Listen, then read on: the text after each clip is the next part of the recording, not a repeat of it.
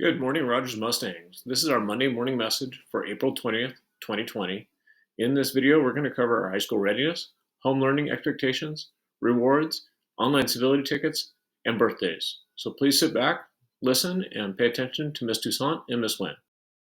Greetings, Mustangs. Let's talk about high school readiness. Our goal at Rogers is to make sure that we support you and prepare you for your transition to the next level. Remember, that means you still have to do your part. That means maintaining the same level of effort you would as if you were still attending school.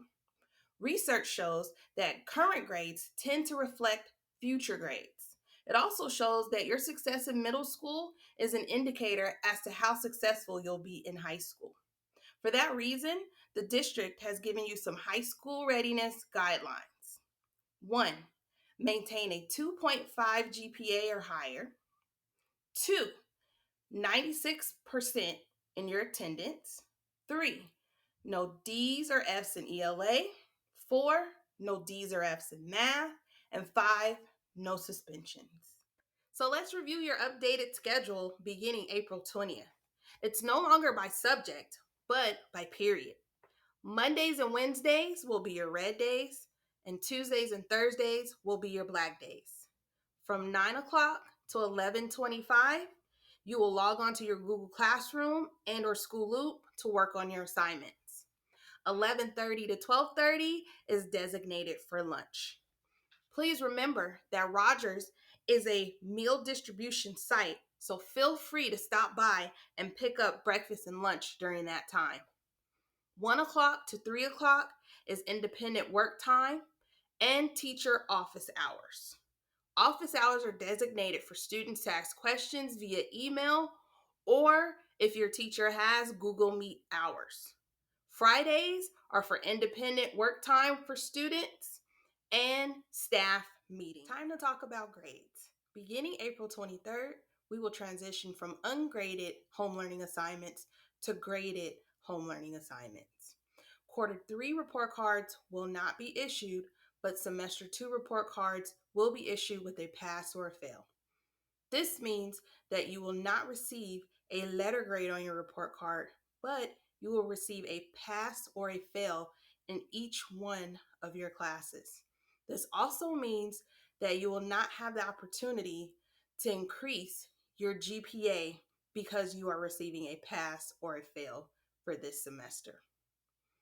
I know this is a difficult and confusing time, but I urge you to keep up with your assignments as you will be expected to know this year's content as you transition to the next grade. Please stay focused and do your best. One of the new applications you may be using is called Google Meets to meet virtually with your teachers and also your classmates. There are 3 norms that I want to go over. 1, prepare, 2, participate, and 3, practice. As you prepare to meet with your teachers via Google Meet and your classmates, you want to make sure that you get out of your PJs and you dress appropriately. You want to minimize distractions in the room, be aware of what's behind you, and make sure you let your parent and guardian know that you are meeting on Google Meet. Make sure that you access the Google Meet via your Google Classroom. You want to mute the mic when you enter the Google Meet. And you also want to make sure that you're avoiding all of your distractions and you focus and participate respectfully and abide by your class norms. You also want to use the chat feature to ask questions and make comments, and your teacher may instruct you to unmute to share aloud. And the last piece is to really just to practice. So when you practice, make sure that you practice leaving the meeting, but also write down the next steps so you know what is it that you need to follow up on. As you transition more time on technology, there are things that you may encounter that you may not necessarily have before. And so one of the things that I want to talk about is cyberbullying and cyberharassment. Cyberbullying is the use of technology to harass, threaten, embarrass, or to target someone. Now, severe cyberbullying violates our Rogers school codes. Anything that breaks discriminatory laws or sexual harassment laws is unacceptable. And so when we talk about somebody's race, somebody's sexuality, somebody's age, gender, any part of the isms, it's uncalled for. And so what I want to talk about is how to identify some types of cyberbullying that you may interact with. So here are some terms. Flaming is online fights with angry language or emojis. Harassment, repeatedly sending mean or insulting messages. Denigration, sending gossip, rumors. Outing, sharing secrets or embarrassing information. Trickery, tricking someone to sharing secrets. Impersonation, pretending to be someone else while posting damaging material. Exclusion, cruelly excluding someone. Cyberstalking, intense harassment that includes threats and creates fear. So what are you going to do when you see cyberbullying? One of the normal typical responses is that typically people would ignore it altogether and not intervene. But we want you to be an upstander, whether that's your friend or a stranger. So let's say, for example, that your friend posted an Instagram post, Dylan. He says, wow, look at these new awesome kicks. But someone else makes a comment and says, when would you get into your head that nobody wants to hear from you? What would you do in that situation? So there are 3 things that you can do. Instagram has a function that you can flag an inappropriate comment. It may, however, take a couple of days for Instagram to actually respond and to take care of the situation. So the other thing that you can actually do is post a comment. Post a comment either to Dylan to support him or to post a comment towards the person that is saying the negative comment. So an example of a positive comment to Dylan would be, hey Dylan, really like those kicks. Love the purple and gold. Hashtag Mamba forever. The other thing that you can do is post something to the person saying the negative comment, the bullier. You can say, hey guys, if Dylan sees this, it may hurt his feelings. You should probably delete the post. If you happen to interact with something that is more severe and you're not quite sure what to do, then we always recommend that you talk to an adult about it, talk to a staff member. The other thing that you can actually do is actually report it online. So there's an online bullying report form where reporting bullying helps everyone. Cyberbullying can signal that a bully has emotional problems that need to be addressed by a counselor or qualified adult.